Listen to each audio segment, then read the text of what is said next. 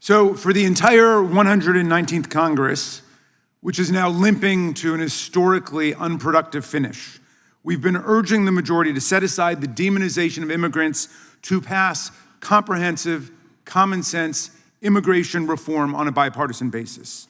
We should be able to agree that we need to make it a whole lot harder, as close to impossible as we can, to enter or stay in the United States unlawfully, and a whole lot easier for people to become Americans lawfully.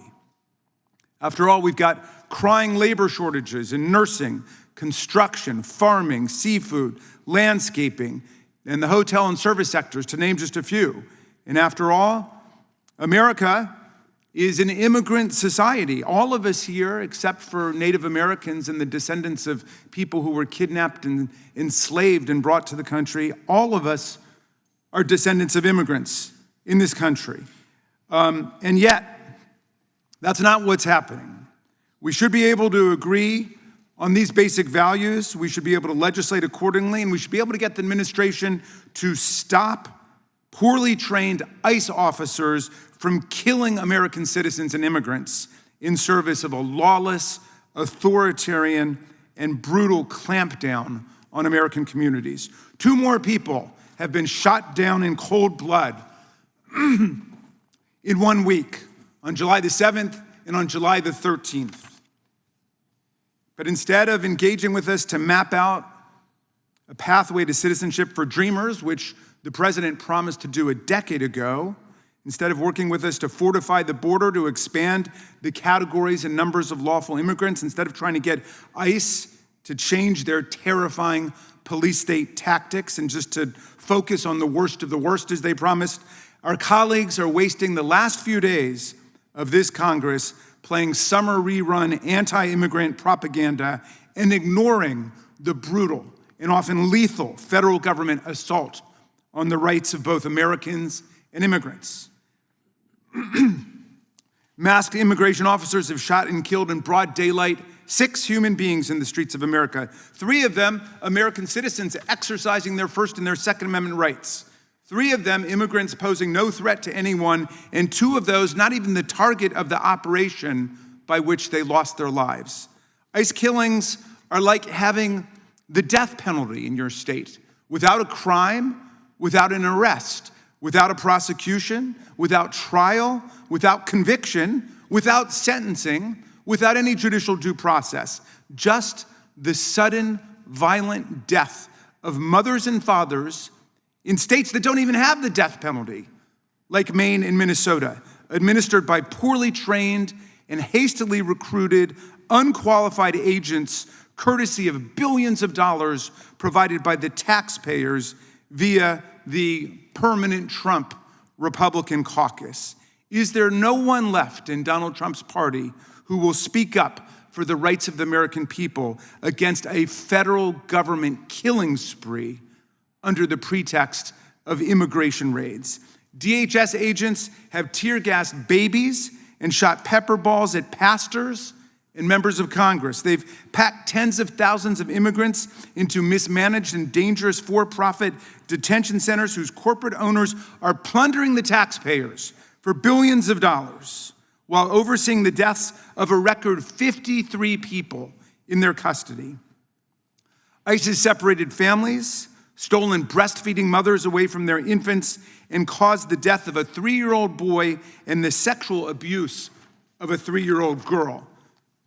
Our refugee system was once a proud, robust, well-vetted program that helped desperate people fleeing tyrants and dictators all over the world.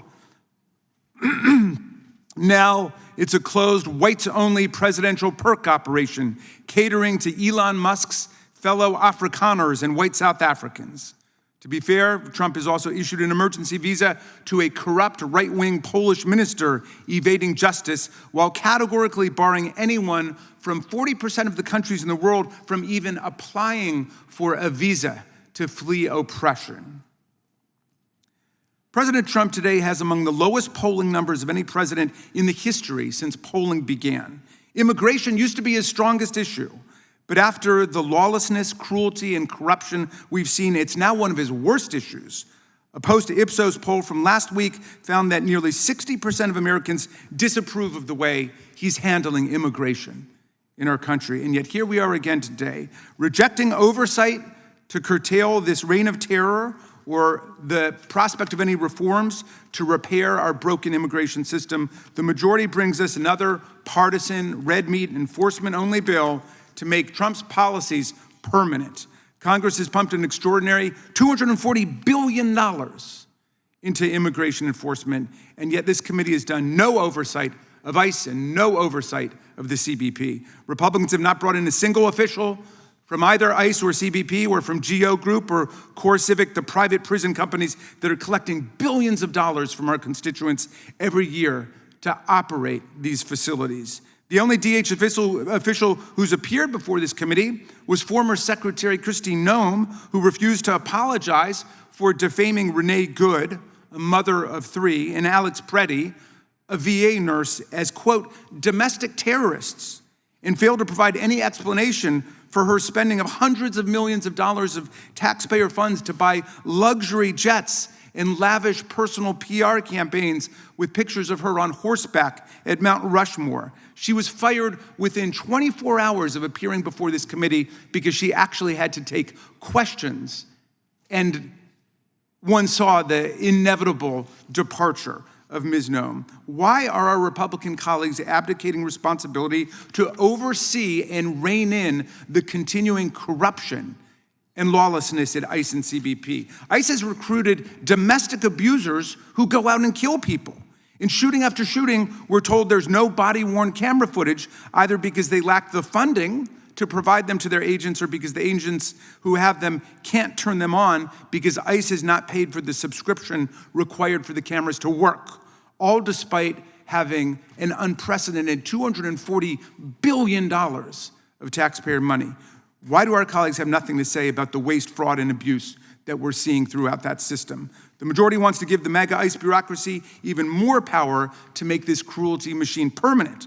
The bill before us today would take the asylum system already decimated by Trump and then permanently destroy it. It removes protections for unaccompanied children and opens the door to sending them to war-torn countries, traffickers, and abusers. It would allow for the indefinite detention of children and the evisceration of long-standing safeguards for children. America's had enough of the violence and bloodshed and lawlessness. It's time to stop these lawless tactics in the streets of America. I yield back to you, Mr. Chairman.